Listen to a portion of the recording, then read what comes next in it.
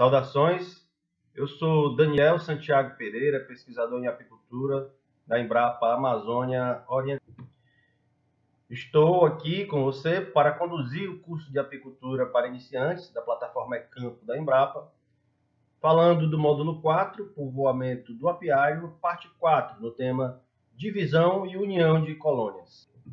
Como objetivos principais, a divisão e união de colônias objetiva o aumento do plantel, desenvolvimento de colônias fortes, populosas e produtivas, a redução da mão de obra empregada no manejo das colmeias do apiário e a redução dos riscos de perda de enxames por ataque de inimigos naturais. Inicialmente, vamos começar falando da tecnologia ou prática apícola de divisão de colônias. Esta prática, como o próprio nome já diz, consiste em dividir uma colônia populosa em duas menores, justamente para aumentar o número de enxames do apiário.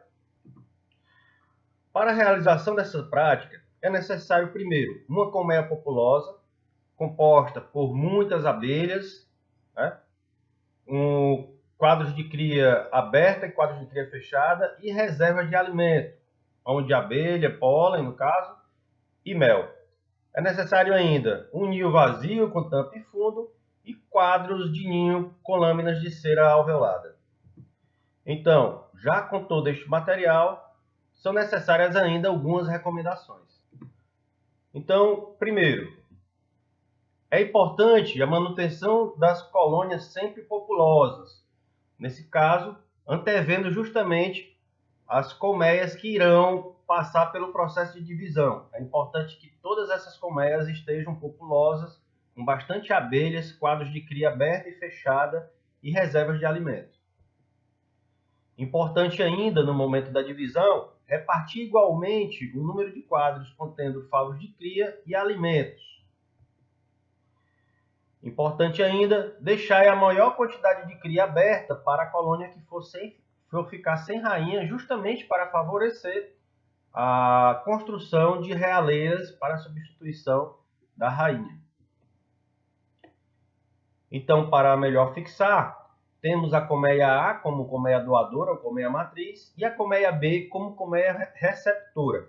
A colmeia A ou matriz, ela fica com as abelhas novas, os quadros de cria madura ou fechada, favos de mel, favos de cera alveolada e a rainha velha. Essa colmeia matriz irá para mais distante da colmeia receptora. A colmeia B, ou colmeia receptora, vai ficar no lugar da colmeia A. Vai receber as abelhas campeiras, justamente aquelas abelhas que estão voltando das atividades no campo. Vai receber todos os quadros de cria nova e ovos. No caso, as crias que estão na fase de aberta, e principalmente os ovos.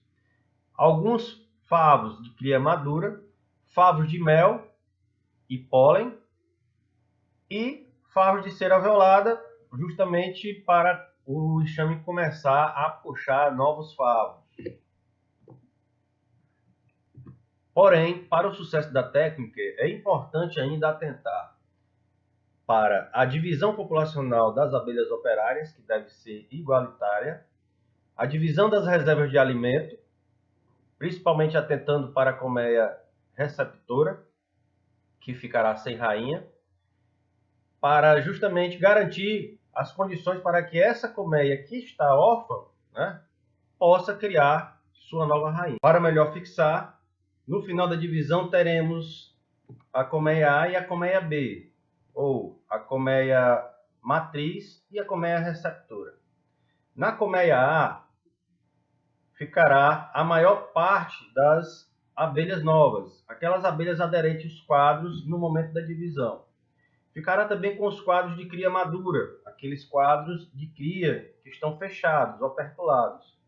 Com a metade da reserva de alimento, ficará também com quadros de cera alveolada, que deverão ser inseridos à medida que o enxame for pedindo, à medida que o enxame for crescendo, construindo novos favos. E ficará, lembrando, com a rainha velha. A colmeia B irá para o local da colmeia A, para justamente pegar todas as abelhas campeiras que estão retornando do campo. Recepcionar também todos os quadros com crias novas e na fase de ovo, justamente para facilitar que as operárias possam construir as realeiras. Deverá também estar com 1 ou 2 quadros com cria madura, justamente porque logo no início da vida, as abelhas que emergem das células, no caso dos quadros de cria madura, estão ocupando a atividade de nutris ou abelhas enfermeiras, que são aquelas abelhas que produzem geleia real da melhor qualidade. Muito importante para o desenvolvimento fisiológico da abelha rainha que irá nascer na colmeia órfã. Ficará com metade das reservas de alimento, quadros de pólen e mel, e também, na medida do necessário, quadros com cera alveolada. Como acontece em várias práticas, essa tecnologia de divisão de enxames tem algumas vantagens e desvantagens. Como vantagens, podemos listar que é possível a ampliação do plantel, o uso de um plantel fortalecido na safra, à medida que essa multiplicação é feita em tempo hábil para permitir o crescimento dos enxames. E com essa prática, é possível também multiplicar as características desejáveis no apiário. Ou seja, aquelas colmeias que apresentem comportamento produtivo, né, ou uma avaliação comportamental adequada dentro do conceito de necessidade de produção, foco daquele apiário. Então, essas características podem ser multiplicadas fazendo justamente a seleção dessas colmeias que melhor atendem às necessidades do produtor. Como desvantagens, nós temos alguns riscos, como que não ocorra a fecundação da rainha que irá nascer. Como grande dificuldade também, temos o período de 45 a 60 dias, às vezes até mais, um pouco, para que haja o nascimento, né, a emersão da nova rainha da célula, desde a produção da realeira, né, considerando também, né, a fase de fecundação natural, retorno da abelha para a colmeia, o início da postura feita pela rainha e o tempo fisiológico que as abelhas operárias levam para começar a nascer, que são aproximadamente 21 dias. E mais aproximadamente 15 dias após a emersão dessas operárias das células, é que elas vão começar a se tornar abelhas na fase de campeira, ou seja, já vai haver, no período de 45 a 60 dias, começar a haver, na verdade, abelhas operárias fruto da nova abelha rainha já no campo. Então, é mais ou menos esse período que leva para o impacto da nova rainha, que será criada na colmeia, começar a ser observado naquela colônia, né? Então, por conta disso, se não ocorrer, né, se não estiver havendo acompanhamento por parte do apicultor, né, dessas colmeias que houve essa intervenção de divisão, né, pode ocorrer justamente o declínio e o abandono ou morte dessas colônias. Dando seguimento, iremos tratar agora da tecnologia que trata da união de enxames. Para tanto, trouxe aqui um quadro de uma pesquisa realizada pela Embrapa, demonstrando o impacto da população de abelhas e na produção de mel, considerando floradas de fraco a forte em várias situações. Então, inicialmente, só para efeito de comparação, temos uma colmeia aqui com aproximadamente 1 kg de abelhas ou 10.000 abelhas, que numa produção média de flores teria por ano 1 kg de mel por colmeia. Quando se amplia para uma população de 30.000 abelhas, né, ou 3 kg de abelha por colmeia, essa produção de mel numa florada média sobe para 9 kg por colmeia, né? Enquanto que, quando consideramos uma população de 70.000 abelhas, temos numa florada média em torno de 49 quilos e, na pior das hipóteses, em torno de 36 quilos de mel por colmeia, né? Essas são algumas estimativas que demonstram a importância de se manter uma população das colmeias estáveis, justamente para o início das floradas, esses enxames poderem começar já a fazer o armazenamento, ou seja, todo o aproveitamento do potencial das floradas, para evitar que essas floradas sejam utilizadas para o desenvolvimento, o crescimento dos enxames, se este não for o objetivo do apiário. Importante ainda destacar que em todas essas práticas, principalmente na união de enxames, é importante lembrar que as abelhas se comunicam muito por odores ou feromônios, né? E a rainha é a principal emissora desses odores dentro da colmeia, justamente mantendo a união, permitindo que as operárias, ao auxiliar na disseminação do odor dessa rainha, possam se reconhecer mutuamente, né? E conseguir também identificar algum visitante desejável ou abelha de outra colmeia que não pertence àquela colônia a partir desses odores. Sendo assim, para mascarar ou dispersar um pouco mais esses odores, para facilitar a prática de união de enxames, existem alguns métodos. Inicialmente, vamos tratar aqui do método jornal, que é um método indicado na situação que as colmeias que deverão vir a ser unidas, né, estão distantes umas das outras, né? Essa prática consiste em unir uma colmeia sem fundo, uma colmeia sem tampa, utilizando como divisores uma folha de jornal. E após 3 dias, retira os melhores quadros e substitui naquele local uma nova colmeia, somente com os quadros desejáveis. Então, nesse método jornal, após selecionadas as duas colmeias que serão unidas, é importante identificar aquela colmeia que tem uma rainha de qualidade inferior. Identificada essa rainha deverá ser eliminada. E essa colmeia sem rainha será disposta em cima daquela colmeia com a rainha que é desejável que substitua toda aquela colônia.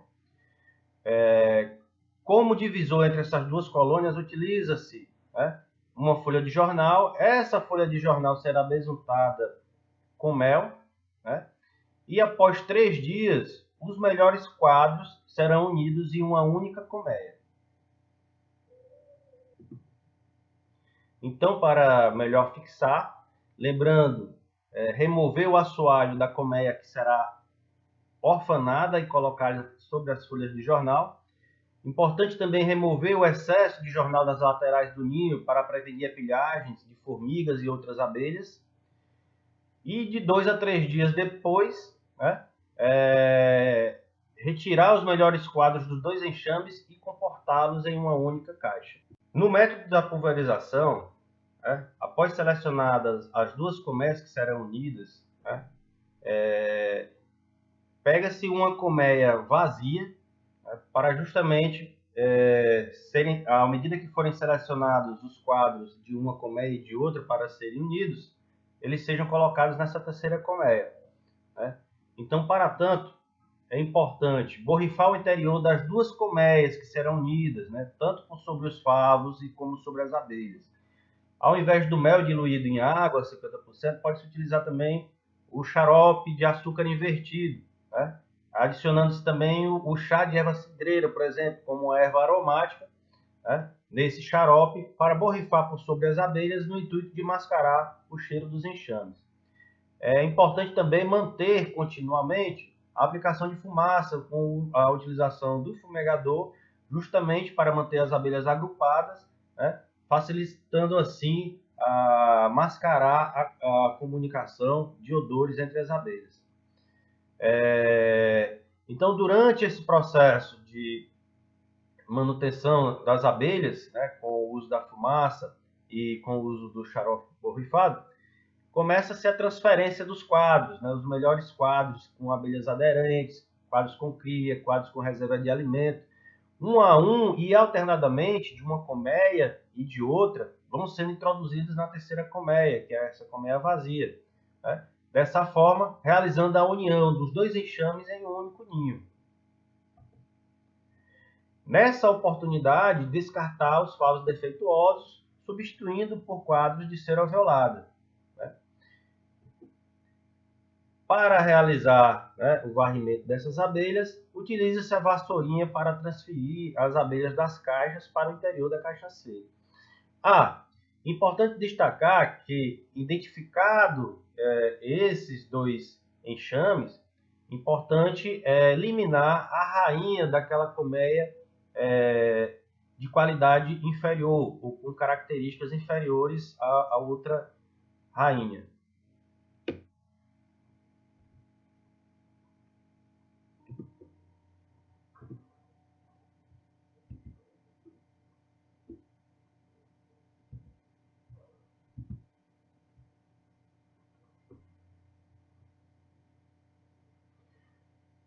Lembrando, pessoal, que esse método é aplicado para aquelas colmeias que estejam mais próximas umas das outras.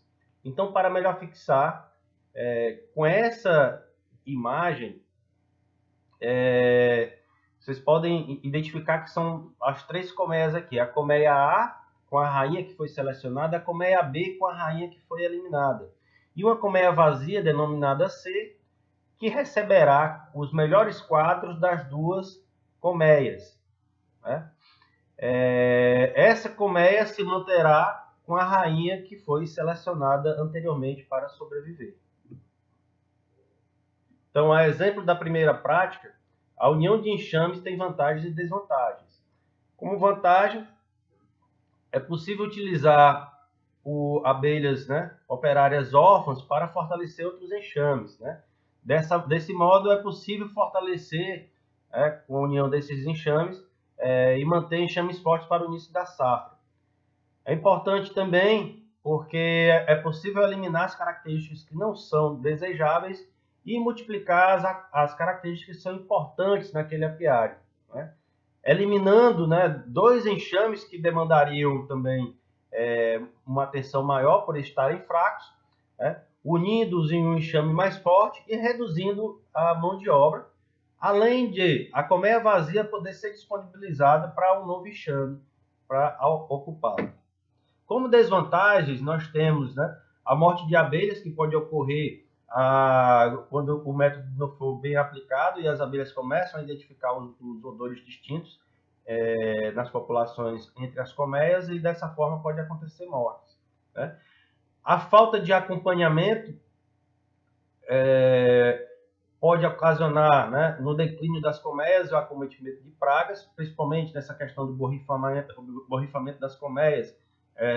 Pode atrair formigas e pode gerar também pilhagem das colmeias, de outras colmeias do apiário, como também pode haver, né, o risco de rejeição da aplicação desse método na colônia.